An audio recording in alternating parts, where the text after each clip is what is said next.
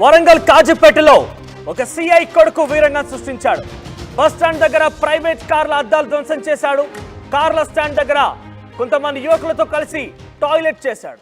ఆ తర్వాత డ్రైవర్లు చెప్తున్నా వినకుండా యువకులు వీరంగం సృష్టించారు. తాము పోలీసుల ఫ్యామిలీ ఉంటూ రెచ్చిపోయాడు ఆ యువకుడు. ప్రైవేట్ క్యాబ్ డ్రైవర్లపై దాడి కూడా చేశాడు. 2 కార్ల అద్దాలు కూడా ధ్వంసం చేశాడు. గంజాయి మత్తులో వీరంగం సృష్టించినట్టుగా అక్కడ తెలుస్తోంది. కుర్రాలు మొత్తం కూడా గంజాయితో మునిగిపోయారు. గంజాయి బ్యాచ్ అంటూ కూడా అక్కడ పెద్ద ఎత్తున ఆరోపణలు వినబడుతున్నాయి. యువకుల్లో ఏఆర్సీఐ పూర్ణచంద్రరావు కొడుకు కూడా ఉన్నాడు. సిద్దిపేట కమిషనరేట్ పరిధిలో సిఐగా ఉన్నట్టు ఆ పూర్ణచంద్రరావు సిద్దిపేట కమిషనరేట్ లో సిఐగా పనిచేస్తున్నారు. కాజీపేట పోలీసులకు డ్రైవర్లు ఫిర్యాదు చేశారు. ఇంతవరకు చర్యలు తీసుకోలేదు పోలీసులు. ఈ పూర్తి తతంగం రాత్రి జరిగింది. అర్ధరాత్రి వరంగల్ బస్ స్టాండ్ దగ్గర ఈ గంజాయి బ్యాచ్ అని అంటే దాంట్లో ప్రముఖుల పిల్లలు కూడా ఉన్నారు.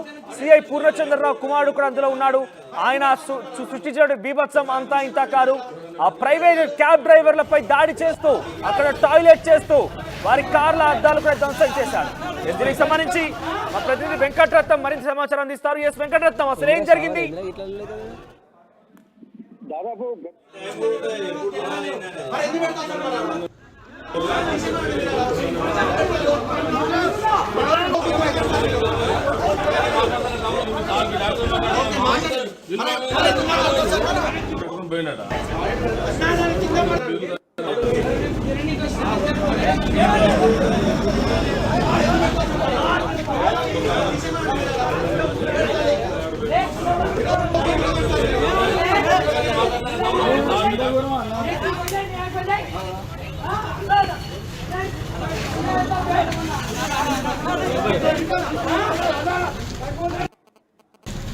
ఇందిరా శ్రావణ్ ఇందిరా ఇట్లా లేదు.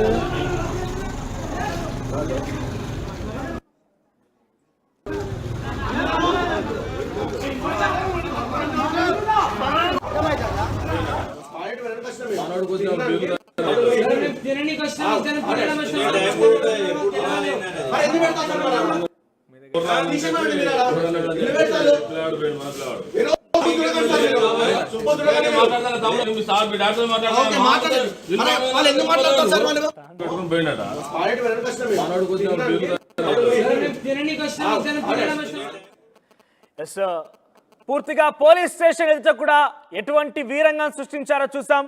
సో క్యాబ్ డ్రైవర్లు వెళ్ళి ఫిర్యాదు చేసినా కూడా ఇప్పటివరకు వారిపై ఎటువంటి చర్యలు తీసుకోలేదు. ప్రముఖుల పిల్లలు, ముఖ్యంగా పోలీస్ డిపార్ట్మెంట్ లో సిఐగా పనిచేస్తున్నటువంటి పూర్ణచంద్రరావు కుమారుడు ఇందులో కీలకంగా ఉండడంతోనే పోలీసులు ఆయనపై ఎటువంటి చర్యలు తీసుకోకుండా వెనుకడుగు వేస్తున్నారనేది ఒక ఆరోపణగా కనబడుతోంది. పోలీసుల పిల్లలంత మాత్రాన అక్కడికి బహిరంగంగా వెళ్ళి అక్కడ టాయిలెట్ చేయడం కావచ్చు, కొన్ని కార్ల అద్దాలు ధ్వంసం చేయొచ్చా అనే ఒక ఆరోపణలు, పలు వివాదాలు కూడా ఆ పెద్ద ఎత్తున అక్కడ కనబడుతున్నాయి. సో ఒకసారి ప్రతినిధి వెంకటరత్నం గారికి వెళ్దాం. వేసి వెంకటరత్నం, అసలు ఎప్పుడు జరిగింది ఈ ఘటన?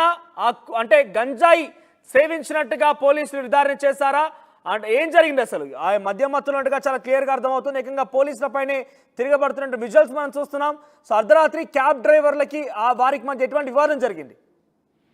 ఈ రోజు ఉదయం 3 గంటలకు అంటే ఉదయం తెల్లవారుజామున 3 గంటలకు ఈ సంఘటన జరిగింది. కాజీపేట జంక్షన్ వద్ద జరిగింది ఈ సంఘటన. ఎందుకంటే కాజీపేట నుండి డైరెక్ట్ హైదరాబాద్ కు క్యాబ్స్ వెళ్లేటువంటి వాళ్ళకు నిత్యకృత్యం అవుతుంది. ఎందుకంటే ఉదయం హైదరాబాద్ కు చేరుకోవాలంటే 3-4 గంటల ప్రాంతాన్ని అక్కడ చేరుకోవాల్సి ఉంటుంది. ఇక్కడ ఓవర్ నైట్ డ్యూటీ చేసేటువంటి క్యాబ్ డ్రైవర్లు కూడా ఉంటారు. ఎందుకంటే ఎమర్జెన్సీ సర్వీస్ ఉన్నప్పుడు హైదరాబాద్ నుండి వరంగల్ కానీ, వరంగల్ నుండి హైదరాబాద్ కానీ ఇక్కడ నుంచే ఎక్కువగా వెళ్తుంటాయి. దీన్ని దృష్టిలో పెట్టుకుని వాళ్ళు నైట్ అవుట్ చేస్తున్నటువంటి పరిస్థితి. అయితే ఇదే సమయంలో ఉదయం తెల్లవారుజామున 3 గంటలకి కొంతమంది యువకులు, అంటే ఒక 7 యువకులు ఒక వెహికల్లో వచ్చారు. వెహికల్లో వచ్చి అప్పటికే వాళ్ళు మద్య మత్తులో ఉన్నారు. అలాగే గంజాయి కూడా సేవించినట్టుగా వాళ్ళ ప్రవర్తన చూస్తే తెలుస్తుంది. ఎందుకంటే దానికి సంబంధించి గంజాయి సేవించినటువంటి వాళ్ళ లక్షణాలు కూడా కొన్ని ఉంటాయని చెప్పి మొన్న సిపి గారు కూడా వరంగల్లో ప్రెస్ మీట్ పెట్టి చెప్పారు. వీళ్ళ యొక్క మానసిక స్థితి కూడా చాలా ఎక్స్ట్రీమ్ గా ఉంటుందని కూడా చెప్పారు. అంటే ఈ పరిస్థితులను బట్టి చూస్తుంటే వీళ్ళు మద్య మత్తుతో పాటు గంజాయి కూడా సేవించినట్టు కూడా మనకు తెలుస్తుంది. అయితే తెల్లవారుజామున వీళ్ళు అక్కడికి చౌరస్తా ప్రాంతంలో, అంటే వరంగల్ జంక్షన్, అంటే ఇది ఎక్కడంటే correct railway station, police police station మధ్యలోనే ఉంటుంది. ఈ జంక్షన్ అంటే బస్ స్టాండ్ అంటే మొత్తం ఒక కూడలి. ఈ కూడలిలోనే వీళ్ళు అక్కడికి చేరుకున్న తర్వాత అక్కడ క్యాబ్లు ఉన్నటువంటి పరిసర ప్రాంతాల్లోనే ఉదయం అంత పొద్దున ఎవరు ఉండరు కాబట్టి ఆ రోడ్డు పక్కనే ఇక్కడ మూత్ర విసర్జన చేస్తున్నటువంటి టైంలో ఇక్కడ మేము క్యాబ్ రెగ్యులర్ గా ఇక్కడే ఆపుతాము కాబట్టి ఈ దుర్గంధం వస్తుంది, ఎందుకు మీరు ఇక్కడ మూత్రం చేస్తున్నారని చెప్పి వాళ్ళు అక్కడ చెప్పేసరికి వెంటనే కోపోద్రిక్తులైనటువంటి ఆ యువకులు 7 యువకులు అక్కడ ఉన్నటువంటి డ్రైవర్ ను చితకబాది రక్తం వచ్చేట్టు కొట్టారు. తల మీద మెడపైన తీవ్ర గాయాలయ్యాయి. అలాగే ఇష్టం వచ్చినట్టు పిడిగుద్దులు గుద్దడంతో భరించలేని యువకుడు పక్కనే పోలీస్ స్టేషన్ ఉండడంతో పోలీస్ స్టేషన్ కి వెళ్లి కంప్లైంట్ ఇవ్వడంతో అక్కడ మిగిలిన క్యాబ్ డ్రైవర్లు కూడా వాళ్ళందరూ వెళ్లి పోలీస్ స్టేషన్ కంప్లైంట్ ఇచ్చారు. అయినప్పటికీ కూడా వీళ్ళు అంటే డ్రైవర్లు కూడా కొంత అప్రమత్తంగానే ఉన్నారు. కానీ ఇక్కడ గొడవకు దిగితే బాగుంటుంది. అప్పటికే వీళ్ళు బెదిరింపులకు కూడా గురి చేస్తున్నారు. ఎందుకంటే వీళ్ళ బెదిరింపులు చూసే ధోరణి ఉంటే ఒక ఉన్నత కుటుంబాలకు చెందినటువంటి వాళ్ళ లేకపోతే ఏదైనా పలుకుబడి ఇన్ఫ్లుయెన్స్ చేసే వ్యక్తుల్లాగానే వీళ్ళ మాటలు కనబడడంతో వీళ్ళు భయపడినటువంటి క్యాబ్ డ్రైవర్లు అక్కడ సమీపంలో ఉన్నటువంటి పోలీస్ స్టేషన్ లో కూడా చెప్పడంతో అక్కడ పోలీస్ స్టేషన్ కూడా వీళ్ళు వేరాలు పోలీస్ స్టేషన్ వెళ్తే మాకేమైనా భయమా అనుకుంటే కూడా రండి మేమే వస్తామన్నటువంటి ధోరణిలో వీళ్ళు కూడా ముందు పోలీస్ స్టేషన్ కి వెళ్ళారు. అక్కడికి వెళ్ళిన తర్వాత అక్కడ అసలు కథ వీళ్ళ విషయం బయటపడింది. వీళ్ళ డీటెయిల్స్ అనేది తెలుసుకుంటే ఈ సిద్దిపేటకు చెందినటువంటి ఏఆర్ సిఐ పూర్ణచంద్రరావు కొడుకు ఉన్నట్టు తెలుస్తుంది. ఈ సిద్దిపేట కమిషనరేట్ పరిధిలో సిఐగా పూర్ణచంద్రరావు గారు పనిచేస్తున్నారు. అలాగే కాజీపేట పోలీసులు కూడా ఇక్కడ మొత్తం వివరాలు సేకరిస్తే అందులో ఒక కానిస్టేబుల్ కొడుకు కూడా ఉన్నట్టుగా తెలుస్తుంది. అంటే మొత్తానికి ఇందులో 2 పోలీస్ కుటుంబాలకు చెందినటువంటి వ్యక్తులు ఉండడంతో పోలీసులు కూడా వాళ్ళను సర్ది చెప్పే ప్రయత్నం చేశారు. కానీ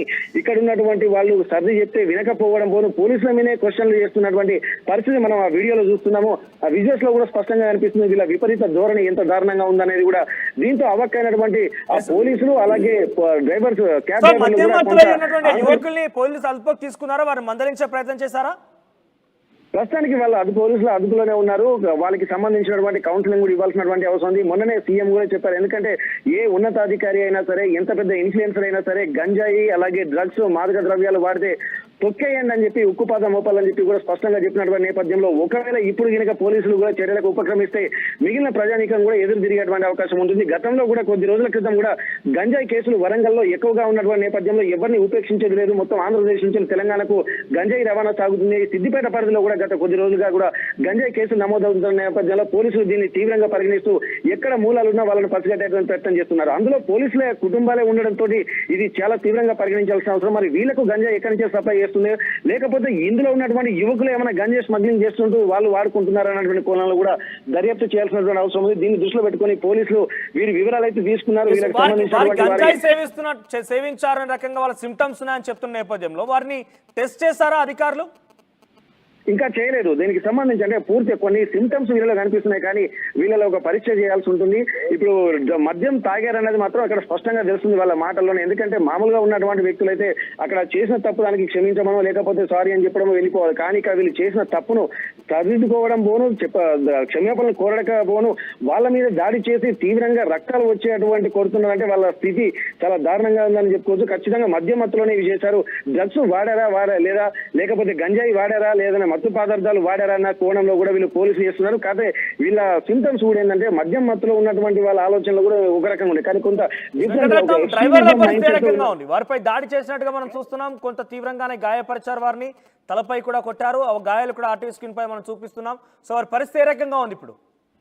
ప్రస్తుతం గాయపడినటువంటి క్యాబ్ డ్రైవర్ ను మాత్రం ఎంజిఎం లో చికిత్స పొందుతున్నాడు. తను అంటే మామూలుగా ఎందుకంటే ఒక మంచి సమాజంలో ఉన్నటువంటి నేను చిన్న ప్రశ్నించాను. ఎందుకంటే మేము ఇక్కడ తెల్లారి నుంచి ఇక్కడే ఉంటాం కదా, మేము ఆ వాసన ఎందుకు వస్తుందని ప్రశ్నించడానికి ఇంత తీవ్రంగా దాడి గురైనాం కాబట్టి మమ్మల్ని కొట్టారనే క్యాబ్ డ్రైవర్లు అందరూ కూడా మళ్ళీ ఒక ధర్నాకు కూడా సిద్ధమైనటువంటి పరిస్థితి కనిపిస్తుంది. కానీ ప్రస్తుతం ఆ డ్రైవర్ మాత్రం ఎంజిఎం లో చికిత్స పొందుతున్నారు. మెడ పైన అలాగే తల మీద రక్తం వచ్చేట్టు కొట్టడంతో ఇక్కడ మిగిలిన పరీక్షలు కూడా చేస్తున్నారు. ఎందుకంటే వాళ్ళు పిడిగుద్దులు గుద్దడంతో ఏమైనా బ్రెయిన్ కి ఏమైనా డ్యామేజ్ జరిగిందా అన్నటువంటి కోణంలో కూడా అన్ని పరీక్షలు కూడా చేస్తున్నారు. దీన్ని క్యాబ్ డ్రైవర్లు ఇంత బీభత్సంగా వారిపై దాడి చేసి వారిని రక్తం వచ్చే రకం కొట్టినప్పటికీ ఇప్పటి వరకు ఏమైనా కేసులు నమోదు చేస్తారా వారి మీద? అయితే కేసులు నమోదు చేయాలంటే ప్రస్తుతానికైతే ప్రైమరీగా వీళ్ళని అదుపులోకి అయితే తీసుకున్నారు. వీళ్ళని కేసులు నమోదు చేయాలంటే వీళ్ళకు నిర్ధారణ జరగాలి. వాళ్ళకు ఏ కేసుల కింద బుక్ చేయాలి అంటే దాడి కింద వీళ్ళని ఫస్ట్ దాడి కింద ప్రైమరీ యాక్షన్ గా వీళ్ళను అదుపులోకి అయితే తీసుకున్నారు. ఇక్కడ వీళ్ళు ఏమేమి సేవించారు అన్న మత్తు పదార్థాలు సేవించారన్న కోణంలో కూడా వీళ్ళు పోలీసులు కూడా విచారిస్తున్నటువంటి నేపథ్యంలో మరి కొంతసేపట్లో కూడా కేసులు ఏ సెక్షన్ల కింద కేసులు నమోదు చేస్తారన్నది కూడా తెలుస్తుంది. ఎందుకంటే పోలీసు కుటుంబాలు కాబట్టి మళ్ళీ ఏమైనా కాంప్రమైజ్ జరుగుతుందా, లోపాయకార ఒప్పందాలు ఏమైనా జరుగుతాయా, లేకపోతే తమ పరువు పోలీసుల పరువే పోతుంది అన్నటువంటి దానిలో పోలీసులు కూడా ఏమైనా చేస్తారన్నది కూడా ఆలోచించాలి. కాకపోతే ఏ సెక్షన్ల కింద మాత్రం ఇప్పటి వరకు కేసులు అయితే నమోదు కాలేదు. వీళ్ళని మాత్రం ఆ పోలీసుల అదుపులో ఉన్నారు. వాళ్ళ కుటుంబాలు వాళ్ళ పేరెంట్స్ తోటి మాట్లాడేటువంటి సంప్రదింపులు అయితే జరుగుతున్నాయి. Manoj. Thank you Venkataratnam. So మొత్తం మీద వరంగల్ బస్ స్టాండ్ సమీపంలో కొంతమంది యువకులు అక్కడికి చేరుకొని ఆ సమయంలో సుమారుగా 3 గంటలకు వస్తుంది. అక్కడ నుంచి హైదరాబాద్ వెళ్ళేటువంటి క్యాబ్స్ అన్ని కూడా అక్కడ తయారుగా ఉంటూ ఉంటాయి. అక్కడికి వచ్చి ఆ క్యాబ్ల పైన ఆ క్యాబ్ డ్రైవర్ల పైన దాడి చేయడం జరిగింది. ప్రైవేట్ క్యాబ్ల పైన సుమారుగా 2 కార్ల అద్దాలు కూడా ధ్వంసం చేసినట్టు తెలుస్తోంది. మధ్యలో వారంతా కూడా తూగుతూ ఆ పోలీసులకు వెళ్ళి ఏకంగా క్యాబ్ డ్రైవర్ ఫిర్యాదు చేసినా కూడా పోలీసులపై కూడా వారు ప్రతాపం చూపించేలా అక్కడ కూడా వీరంగం సృష్టించారు. పోలీస్ స్టేషన్లో కూడా ఇదే తరహాలో వాళ్ళు రెచ్చిపోయారు. మొత్తం మీద ప్రస్తుతానికి యువకుల్ని